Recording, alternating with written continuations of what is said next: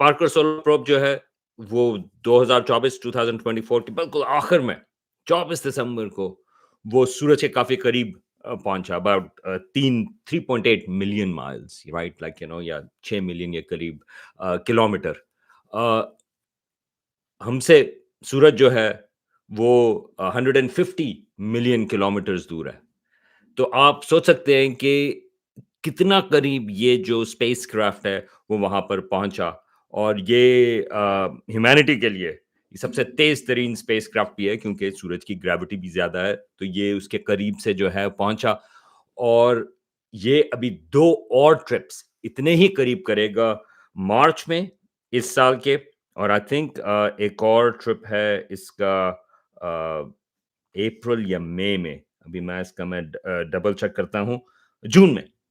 ठीक है, तो मार्च 22 मार्च, मार्च 22 को ये इतना ही करीब जाएगा, और फिर ये जून 19 को